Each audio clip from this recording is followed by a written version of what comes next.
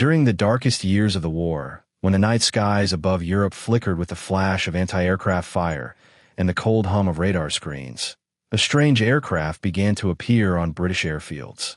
It looked almost delicate compared to the hulking bombers parked beside it. Smooth, curved wings, pale wooden skin polished to a dull glow. The ground crews called it the Wooden Wonder. The enemy called it something else. Invisible. The plane was the de Havilland Mosquito, a machine that should never have worked on paper. It was built at a time when aluminum was precious, radar was new, and the Luftwaffe seemed untouchable. Every instinct of the era said that only heavier, metal-clad bombers could survive the defenses of the Reich. Yet this wooden aircraft, light as a songbird, would go on to outfly, outfight, and outsmart every German radar that tried to find it. It was not superstition or luck that made it so. It was genius hidden inside plywood and glue. The story begins in 1938, before the world had yet fallen into fire. Britain's Royal Air Force was obsessed with heavy bombers. The theory of the day was simple: bigger was better. More armor, more guns, more engines. The future of war, the Air Ministry believed, belonged to giants like the Lancaster or the Fortress. But a man named Geoffrey de Havilland disagreed. De Havilland was not a general or a bureaucrat. He was an artist of the sky, a designer who thought of airplanes the way others thought of sculpture. He believed that speed, not size, was the key to survival. If you can't catch it, you can't kill it, he said. So while others built flying fortresses, he dreamed of a different creature entirely, a bomber that would carry no guns, no armor, nothing but the bare essentials and the courage of its crew. Its defense would be speed alone. When he brought the idea to the Air Ministry, they nearly laughed him out of the room. A wooden, unarmed bomber was madness, they said. How could it stand up to machine guns and shrapnel? How could a plane survive without turrets or escorts? But de Havilland persisted. He argued that by shedding the weight of guns and armor, the aircraft could fly so high and so fast that the enemy would never even have time to react. In the end, desperation did what reason would not. The project was approved. They built it not in great factories, but in furniture workshops, piano shops, and carpentry sheds across Britain. Wartime shortages made metal scarce, but wood was abundant and familiar. The craftsmen who had once shaped violins and wardrobes now shaped wings and fuselages. Their hands, trained for beauty, began to carve the future of war. The Mosquito's construction was revolutionary. Layers of birch and balsa were glued together into a composite shell that was both strong and flexible. The result was astonishing. A frame so light that the engines could propel it to speeds few fighters could match, and so smooth that radar waves simply slipped off its skin. The Germans would later call it the ghost plane, because it seemed to appear out of nowhere and vanish just as quickly. In the dark, the radar stations along the coast of occupied Europe searched for the familiar metallic reflections of bombers. They looked for the bright dots that meant aluminum and steel, but the Mosquito gave them almost nothing. Its wooden body absorbed and scattered the radar signals, confusing the screens with faint, flickering echoes that vanished as soon as they appeared. By the time the operators realized something was there, it was already gone. The first missions proved the doubters wrong. Mosquitoes flew deep into Germany, photographed targets, dropped bombs, and returned home without losses. They hit Berlin in broad daylight, slipping through the radar net and racing home before the sirens even stopped. They raided Gestapo headquarters, disrupted railway lines, destroyed communication hubs. German interceptors scrambled in fury, but by the time they reached the reported altitude, the Mosquito was already a fading contrail in the distance. Speed was its shield, but stealth was its soul. Radar was still primitive then, a new science that promised to make the night transparent. For the Luftwaffe, it was supposed to be the ultimate weapon, the eye that never blinked. But the wooden plane confounded those eyes. It was too small, too fast, too smooth. Its wooden frame reflected radar waves so weakly that operators often dismissed them as birds, weather, or simple noise. They began to doubt their own instruments, and doubt, in war, is poison. Even when they did manage to track it, catching it was another matter. The Mosquito could cruise at nearly 400 miles per hour, climb higher than most interceptors, and maneuver like a fighter. In a duel between radar and raw physics, the wooden plane always seemed to win. The Germans built special radar systems to counter it, adjusted frequencies, deployed faster fighters like the Me-262, but the Mosquito adapted just as quickly. It became a phantom that haunted their airspace. Pilots who flew it spoke about the aircraft with reverence. It felt alive in their hands, light and responsive, as if it anticipated what they wanted to do. Unlike the heavy bombers that lumbered toward targets through curtains of flak, the Mosquito sliced through the sky in silence. Many crews called it the perfect machine, not because it was invincible, but because it made you forget to be afraid. In 1943, the Mosquito performed one of the most daring raids of the war. The attack on Berlin timed to embarrass Hermann Göring himself. As Göring prepared to deliver a speech boasting of the Luftwaffe's supremacy, the air raid sirens began to wail. A handful of Mosquitoes had slipped past every radar screen, racing straight into the heart of the German capital. Bombs fell within blocks of the radio station where Göring was about to speak. He never forgave the insult. "It makes me furious when I see the Mosquito," he admitted. The British knocked together a beautiful wooden aircraft that every German pilot wishes he had. Even Hitler took notice, reportedly raging that his engineers had been beaten by plywood. The irony was cruel. The Third Reich, obsessed with technology and metal and monumental machinery, had been outwitted by carpenters. As the war dragged on, the Mosquito's role expanded. It became a bomber, a fighter, a reconnaissance craft, even a pathfinder for larger formations. Its speed allowed it to mark targets for the slow, heavy bombers that followed, guiding them through the dark with flares and precision. It escorted no one, yet protected everyone. In every role, it defied expectation, and in every mission, it left the German radar operators cursing into the night. By 1944, the Mosquito had become legend. Squadrons of them struck at night, their engines whispering over the roofs of occupied cities.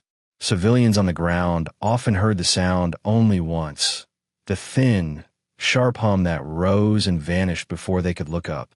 For the men inside those cockpits, every flight was a conversation between courage and physics, between the wood under their hands and the radar beams they knew were searching for them. They trusted the plane completely, and it never betrayed them. The Germans tried to build their own wooden aircraft in response, but by then it was too late. The war had turned against them, and the Mosquito's shadow stretched across every front. Its stealth, born of necessity, had become a weapon of its own. In a world that believed only in metal, it proved that imagination could be stronger than armor.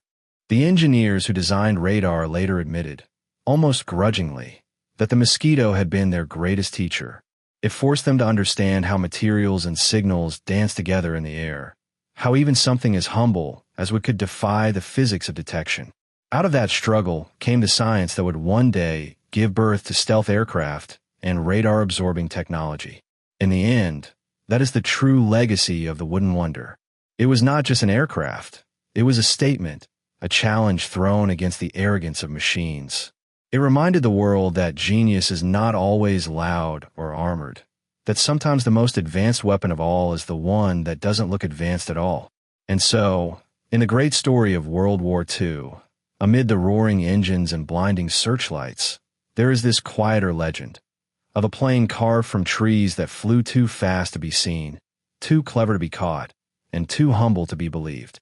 The wooden plane that outsmarted every German radar and proved that, sometimes, the simplest material can make the most extraordinary miracle. By 1943, the Mosquito was no longer just a curiosity. It was a symbol of something quietly unstoppable. It had become the RAF's silent knife, so light, so fast, that it seemed to slip between the folds of the war itself.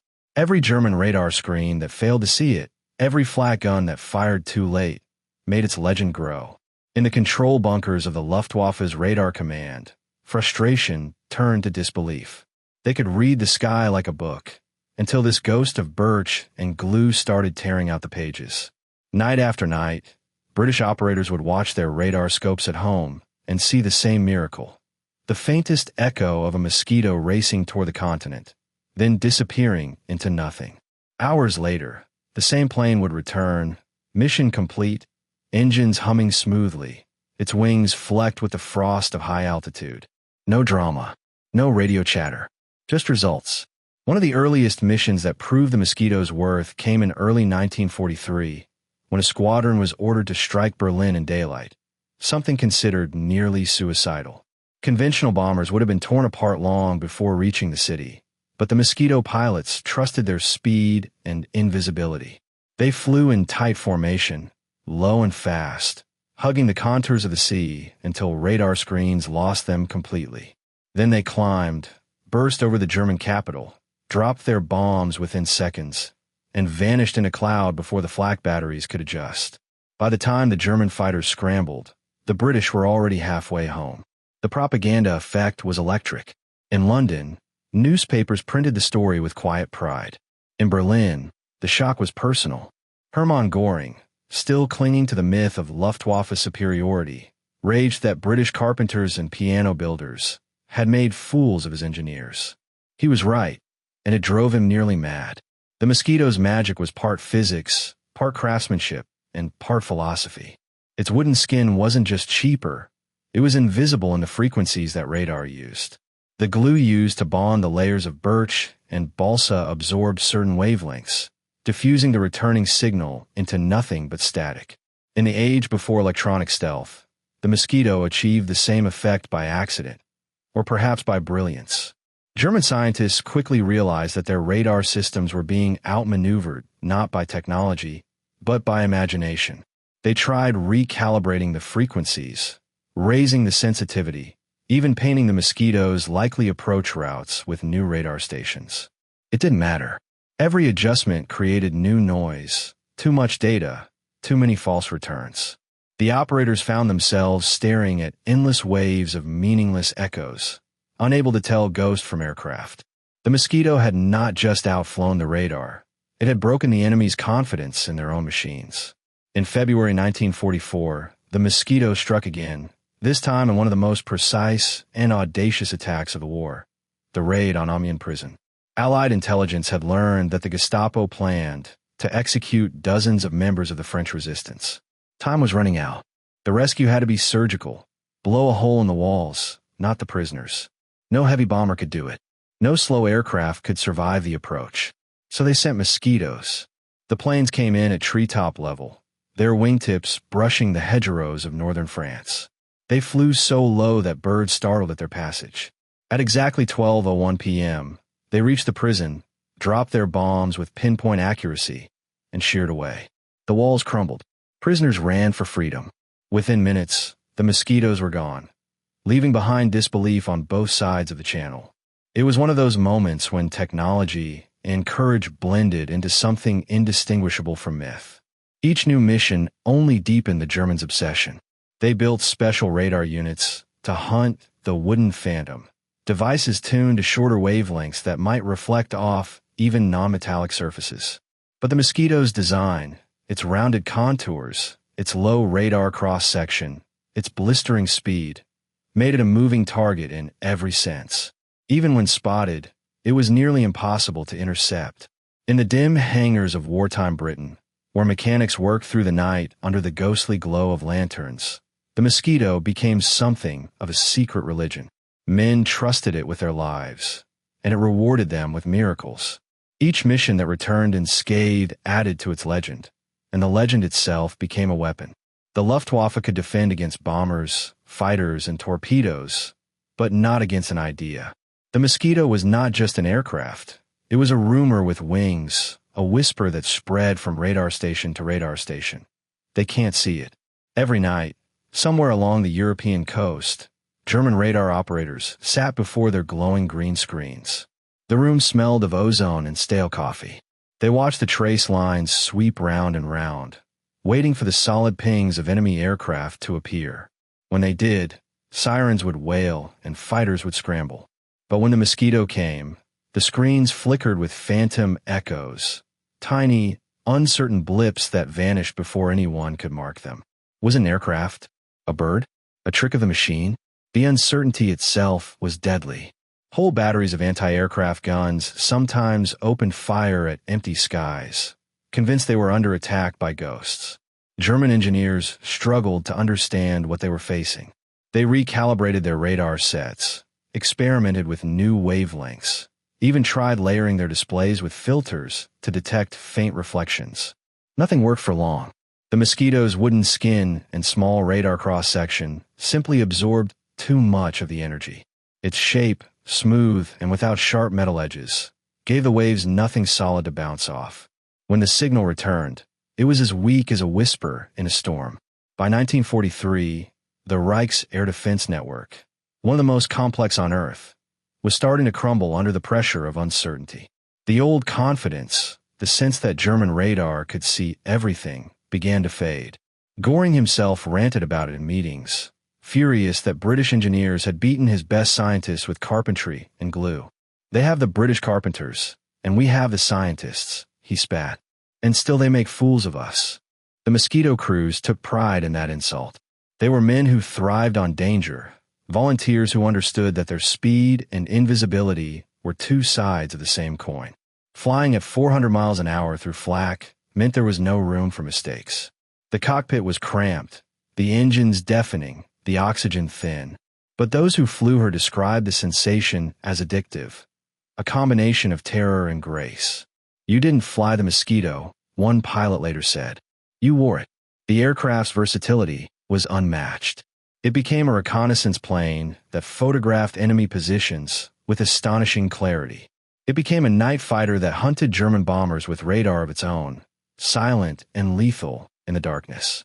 It became a precision bomber capable of threading through clouds at treetop height to strike targets that heavier aircraft could never approach. In every form, its speed and wooden skin gave it the same invisible advantage.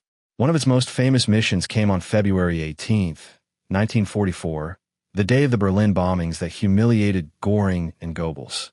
As Göring prepared to give a radio broadcast boasting of the Reich's invulnerability, Mosquito bombers from No. 140 Wing slipped across the North Sea. German radar barely registered them. Within minutes, explosions thundered near the radio station. Göring's speech was drowned out by the sound of his own capital burning. "It makes me furious when I see the Mosquito," he admitted later. "They have wooden aircraft. I have nothing." That same year, Mosquitoes executed one of the most daring raids in military history, the attack on Amiens prison. Intelligence had revealed that the French resistance prisoners inside were about to be executed. The plan was audacious: bomb the prison walls precisely enough to create an escape route without killing the prisoners themselves. The Mosquito squadrons flew in at rooftop level, skimming the countryside so low that frost from the field sprayed across their wings. Radar never saw them. The bombs struck exactly where they were meant to, shattering the walls and freeing hundreds of captives. It was the kind of operation that only a plane as fast, agile, and nearly invisible as the Mosquito could attempt. As the months went on, the Mosquito became the Allies' scalpel in a war full of hammers. Heavy bombers flattened cities. The Mosquito targeted nerves, communication centers, Gestapo offices, railway switches. It could reach Berlin and return before the Luftwaffe even got airborne. British pilots joked that by the time German fighters scrambled, they were chasing shadows. And in truth, that wasn't far from reality. Behind every successful sortie was a network of scientists and engineers constantly refining the aircraft's stealth. They learned to paint the wooden panels with special coatings to further scatter radar waves, to hide seams that might reflect light, to polish the surface until it gleamed like water. They discovered that even the glue used in construction, the casein adhesive made from milk proteins, had electromagnetic properties that dampened radar reflection. Each small discovery made the Mosquito harder to see, and each mission proved how powerful invisibility could be. The Luftwaffe tried countermeasures. They installed more powerful radar sets, stationed night fighters along predicted flight paths, and filled the skies with searchlights. Still, the Mosquitoes came. They darted through the beams, too fast to track, too small to hit. German pilots began to dread the reports of their raids. They called them Spukter, ghost hunters. They knew that even if they saw one, it would vanish before they could turn to engage. The psychological effect on German defenses was profound. For years, the Reich had relied on the certainty of its technological superiority. Radar had been its shield and sword, the system that promised to make surprise impossible. But now the British had built an aircraft that lived in the space between detection and myth. Every false signal, every echo, every glitch in a radar screen carried the possibility that somewhere in that static, a Mosquito was already overhead. By the last year of the war, the Mosquito's legend had outgrown even its missions. Rumors claimed it could disappear from sight entirely, that it was coated in some mysterious radar paint, that it flew higher than any interceptor could reach. German scientists dissected wrecks of downed Mosquitoes, desperate to uncover the secret. They found only wood, glue, and craftsmanship. The realization was humiliating. The Reich's dream of technological dominance had been undone by furniture makers. And yet, behind the irony was something deeper, a quiet revolution in the understanding of war. The Mosquito had proven that the future belonged not to the heaviest, but to the smartest. That sometimes, victory came not from strength, but from the ability to vanish. Long after the guns fell silent, engineers studying the Mosquito's wrecks realized what they had stumbled upon: the first primitive form of stealth. The lessons it taught would resurface decades later in another war, on another continent.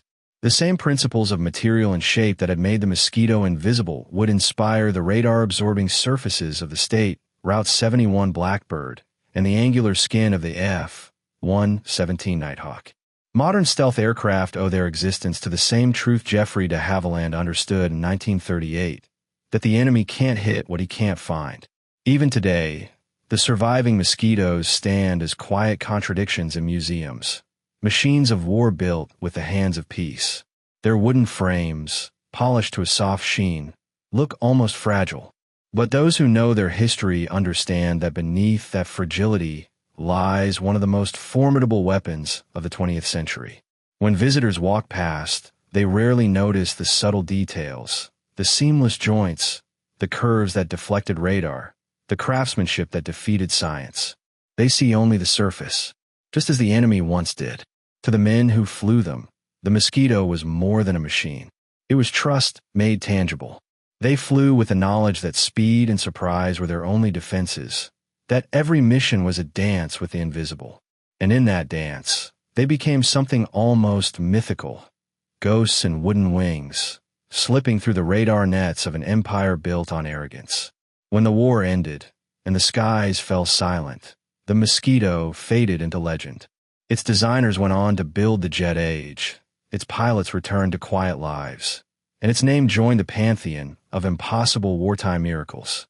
But somewhere above the ruins of the old radar stations, where once men stared at empty screens in disbelief, the spirit of the wooden wonder still lingers, a reminder that ingenuity can make even the simplest material outwit the most advanced machinery. Because in that long, brutal contest between radar and reflection, between signal and silence, it wasn't brute force that won. It was imagination, speed, and the soft strength of wood.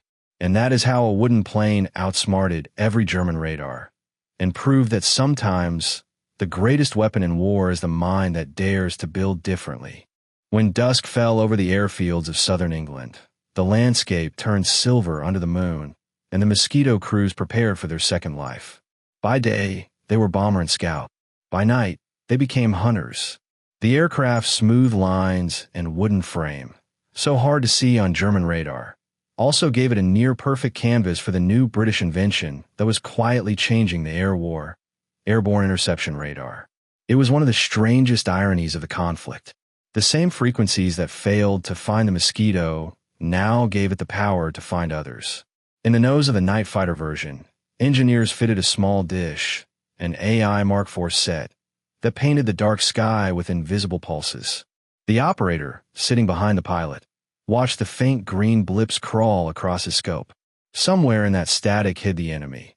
He-111 bombers heading toward London, Ju-88s prowling for stragglers, and later, the V-1 flying bombs that droned toward the coast. The Mosquito could climb to meet them faster than any interceptor before it. Its twin Merlin engines howled in harmony, the sound rising like a single note of anger through the clouds. British controllers on the ground guided the fighters toward the incoming raids, and once within range, the radar operator took over, whispering directions through his mask. Left a bit. Range closing, target at 10 o'clock. The pilot would glimpse a shadow against the stars, then a brief flash as his cannon spoke. Seconds later, there was nothing but falling fire. Within months of its first deployment as a night fighter, the Mosquito had changed the balance of the night war. The German crews who once flew unchallenged toward English cities began to fear the darkness itself. They called the new British interceptor Himmelspinst, the ghost of the sky. It was fast enough to catch them, silent enough to strike without warning, and light enough to vanish again before anyone could react. From defense, the Mosquito moved to offense. In the autumn of 1943, squadrons equipped with oboe and G navigation systems began to lead entire bomber streams into Europe. These were the pathfinders, the precision navigators who marked targets with flares so that the heavy bombers could find their aim through cloud and smoke. The Mosquito's ability to slip past radar made it the perfect guide. Crews nicknamed their missions the Long Walks, for the aircraft went in first and often alone, hundreds of miles ahead of the main force. They would descend through the haze at 25,000 feet, open the bomb bay, and release canisters that burst into brilliant light. Below, German gunners fired blindly at the flares, unaware that the real bombers were still minutes away. When the heavy Lancasters and Halifaxes arrived, the path was already burning in the sky. Without those ghostly wooden scouts, the vast air offensives of 1944 would have scattered into darkness. As the Allies advanced, the Mosquito's range grew with them. From Italian airfields, they struck Vienna, Munich, and the Danube bridges. From bases in Scotland, they swept the North Sea hunting U-boats. The Coastal Command fitted radar tuned for the waves, turning the aircraft into a submarine killer. Crews flying low over the Atlantic described the eerie beauty of their missions. Moonlight on water, the faint echo of a radar contact, then the sudden roar as depth charges fell and the sea erupted in white pillars. Each new role reinforced the same truth, that the Mosquito was not bound by categories. It was whatever the war needed it to be: bomber, fighter, scout, assassin. The Germans built special units just to counter it, arming night fighters with upward-firing cannons, but the speed gap remained insurmountable. Many German pilots never even saw their attacker. In early 1944, when the V-1 campaign began, the Mosquito found yet another purpose. Flying over the Channel, it hunted the pilotless bombs that screamed toward London. The pilots learned to intercept them head-on, or tip them off balance with a flick of the wing. It was terrifying, desperate work. One mistake meant explosion, but the aircraft's agility made it possible. Each missile destroyed in midair was a small victory measured in hundreds of civilian lives. By the final year of the war, Mosquito squadrons ranged everywhere the RAF could reach.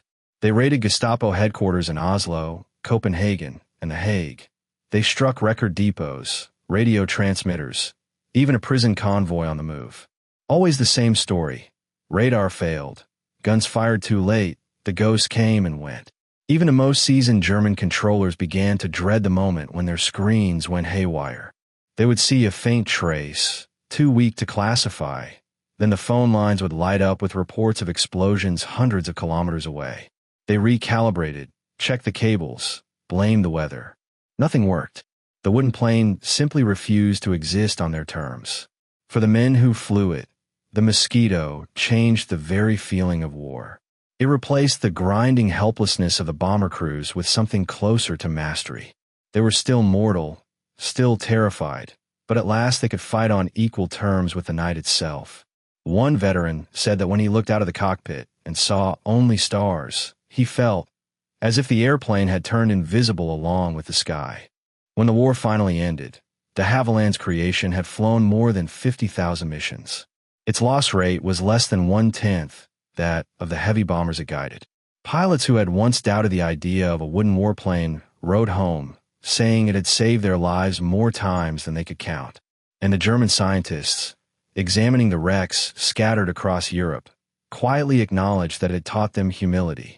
Because in the end, the Mosquito had done more than outsmart radar. It had rewritten what aircraft could be. It had shown that elegance could triumph over brute force, that speed could be armor, that invisibility could be engineered from nothing more exotic than plywood. The principles that would later shape the stealth aircraft of the jet age began here. In a time of shortages, in the hands of carpenters who had turned their craft toward survival. The war ended, but the idea endured. Every invisible jet that later slipped across hostile skies, every aircraft designed to hide rather than fight, carried a trace of that wooden ghost within it. And if you listen closely in the quiet halls of aviation museums, where one or two Mosquitos still stand with their pale wings outstretched, you might almost hear it again. The faint hum of engines built not to be heard, the breath of the plane that radar could not find. By 1945, the Mosquito had become more than just a weapon. It had become a message. Every raid told the German military that their eyes no longer worked, that their vast network of radar stations, towers, and scientists could no longer guarantee safety. It wasn't just the bombs the Mosquito dropped that mattered. It was the silence before them.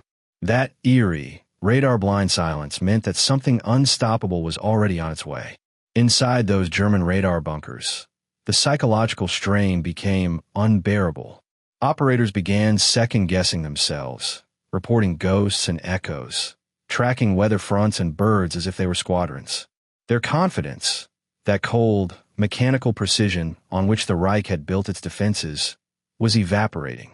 They called it radar schwindel, radar dizziness. It wasn't a technical failure.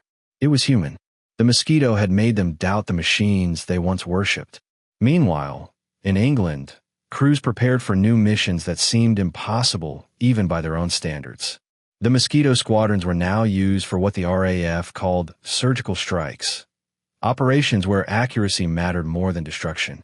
Each crew received hand-drawn maps, coded routes, and targets so small they could fit within a single city block. The pilots studied their paths by candlelight, tracing valleys and rivers, knowing that once they crossed the channel, every foot of altitude and every second of timing would mean the difference between success and disaster. Among their most audacious raids was the attack on the Gestapo headquarters in Copenhagen.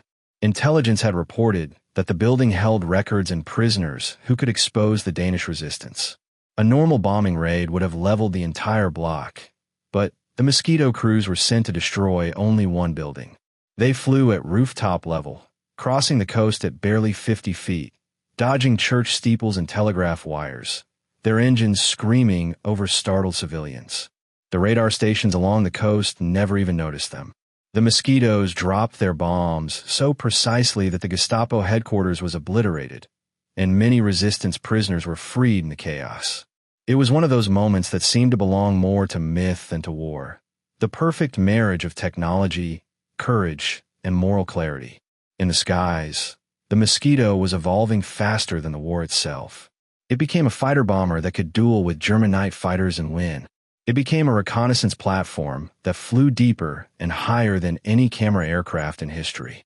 At 37,000 feet, it photographed targets that German planners thought were beyond reach. Its engines purred in the thin air, its wooden skin cold and smooth under the frozen light of the upper atmosphere. Even as the Allies poured their industrial might into jets and heavy bombers, the Mosquito remained irreplaceable. It was the bridge between two eras, the last great wooden aircraft and the first to embody the principles that would later define stealth. The German scientists who studied its radar signature after the war were astonished at how little signal it returned. They realized, decades too late, that the British had stumbled onto something that no one else had dared to try. The idea that the best defense was to disappear. The Mosquito's invisibility came not from mystery, but from harmony. Every part of it, the smooth curves of the fuselage, the exact angle of the wings, the absence of sharp corners, worked to scatter radar waves instead of reflecting them.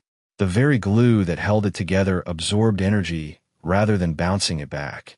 It was, in essence, a 1940s stealth aircraft built by intuition rather than theory. De Havilland's engineers didn't have equations to describe it. They simply felt how air and light should move around the shape. Their craftsmanship turned instinct into physics. The pilots who flew her became icons within the RAF.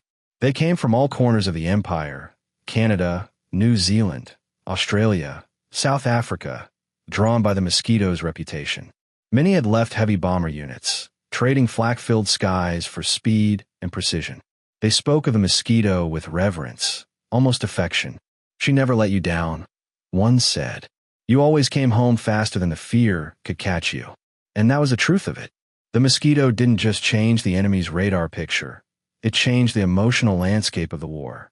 It gave back something that had been missing since the first dark days of 1940. Confidence.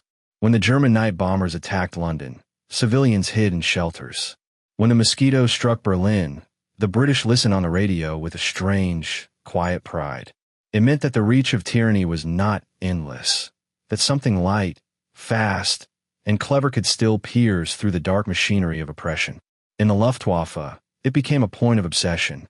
Fighter squadrons were assigned specifically to hunt mosquitoes, using the fastest interceptors Germany could build.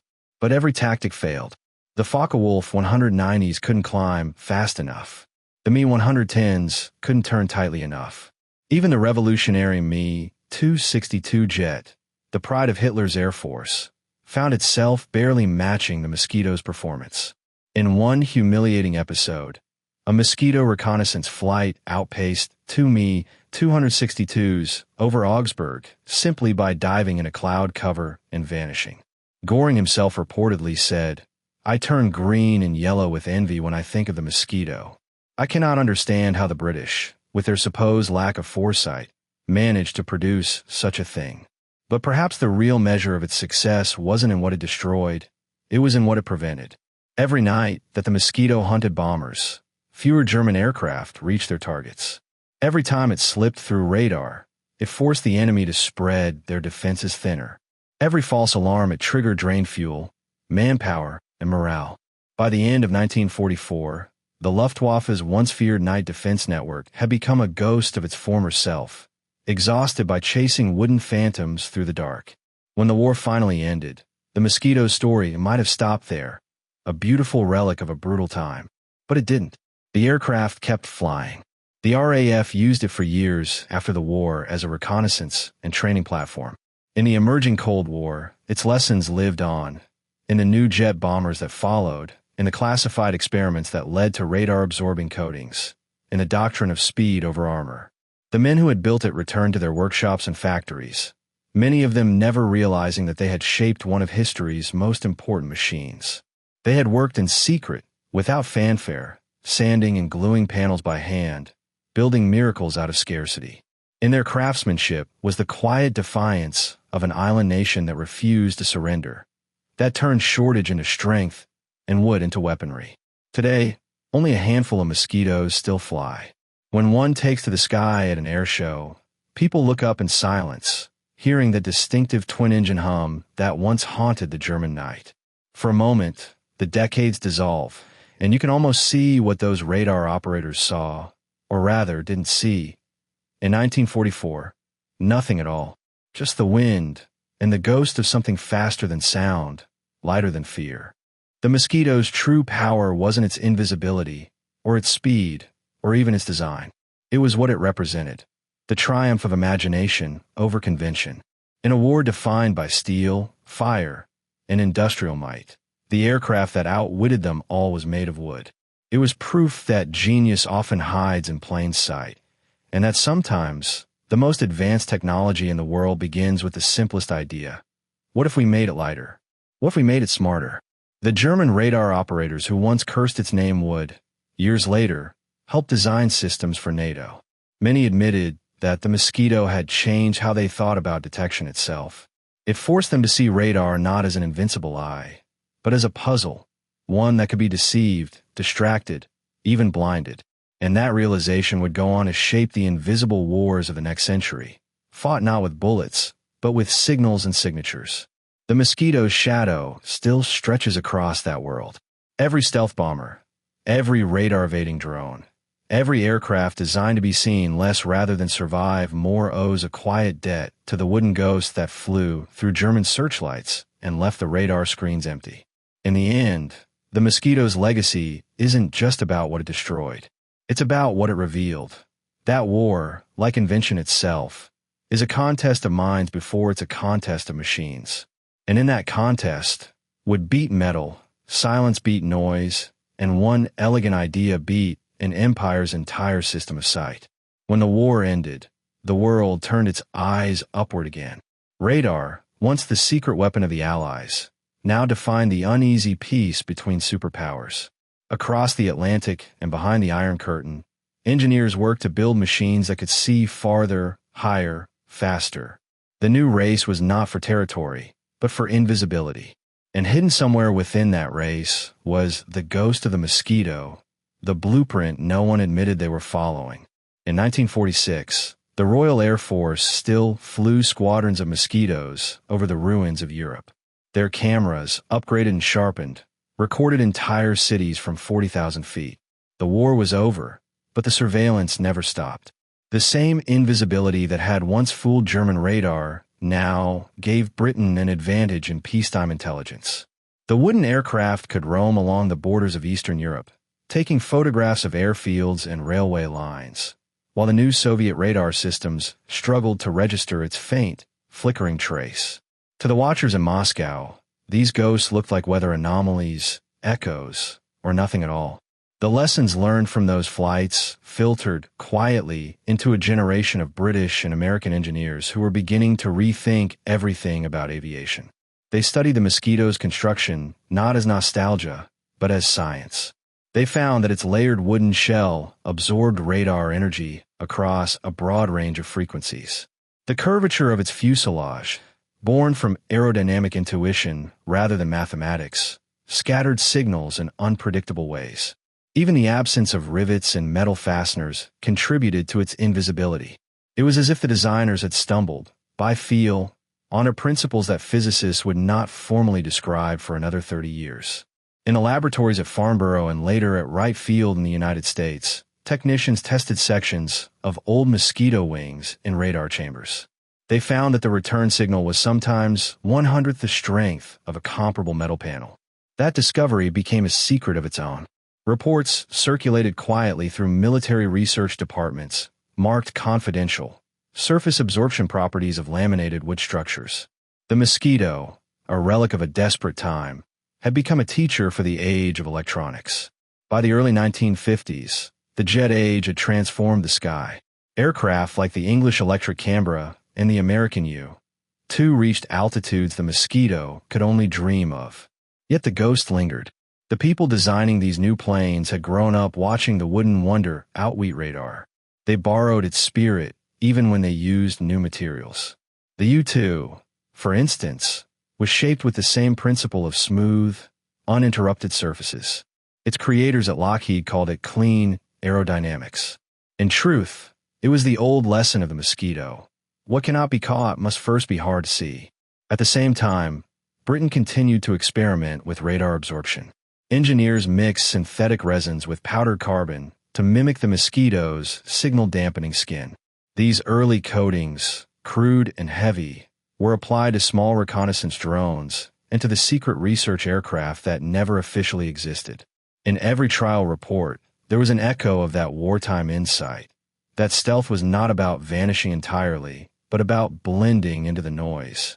The Soviets, too, remembered the wooden plane that had humiliated their German allies. Their scientists examined captured wreckage, marveling at the craftsmanship. In the 1950s, they built their own wooden prototypes for low-altitude reconnaissance, hoping to replicate the radar invisibility. They failed. Their materials were heavier, their glue too brittle, but the idea stayed alive. The race to defeat detection had become a permanent feature of military thought, and it had started with plywood. For the men who had flown the original Mosquito, all of this was almost unbelievable. Many of them had returned to ordinary lives: teachers, engineers, carpenters.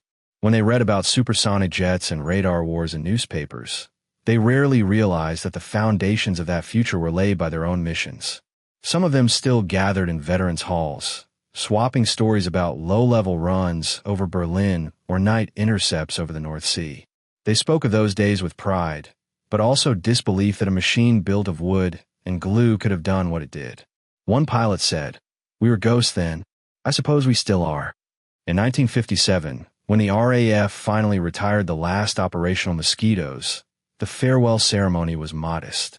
A few reporters, a few old engineers, a handful of pilots.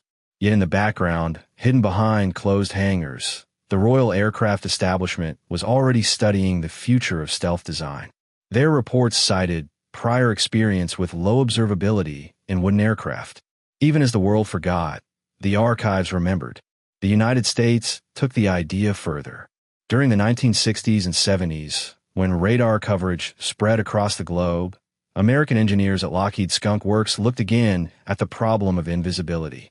The equations they developed, using faceted surfaces and radar-absorbing composites, were the mathematical descendants of what de Havilland's craftsmen had done by instinct. One of the engineers later said, "We thought we were inventing something new until we saw the data from the old British tests."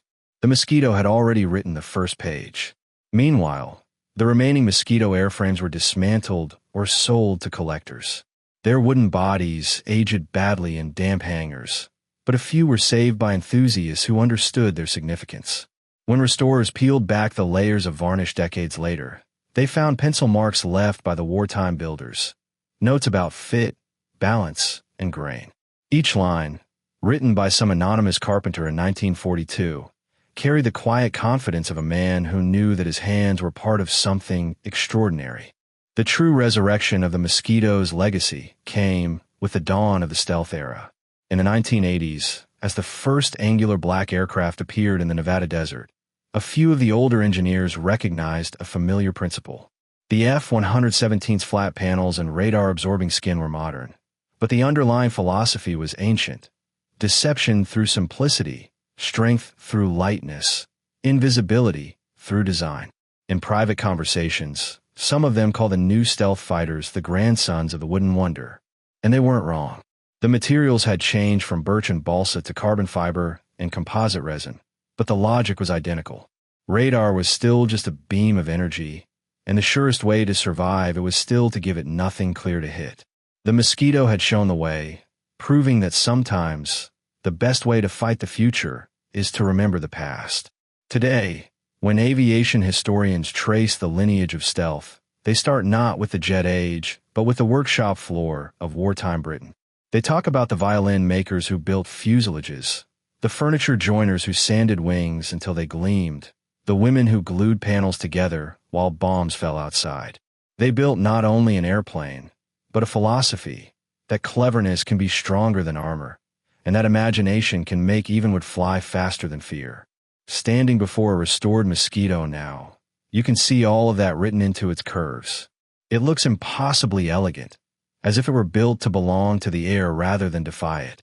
The surface is smooth, seamless, almost alive. When light slides across the varnish, it doesn't reflect. It glows softly, scattering into the grain. You can almost feel the invisible hand of radar waves passing over it, finding nothing to hold on to. In a century that would come to worship metal and machines, the Mosquito remains a paradox, a weapon born of scarcity that achieved perfection through restraint. It began as an act of desperation and ended as a work of art. It was proof that even in a war built on industry, there was still room for craftsmanship, intuition, and the stubborn belief that intelligence could outthink firepower. And perhaps that is the truest meaning of its story. Not that it defeated radar, but that it redefined what it meant to be seen. The Mosquito taught the world that invisibility is not a trick. It's a kind of respect for the forces that search for you. To vanish well, you must understand how others look. That lesson, born in wood and courage, still guides the silent aircraft that roam the skies today. So when we speak of the stealth bombers and the spy planes, of the invisible wars fought in frequencies and shadows, we are still telling the story of that wooden plane.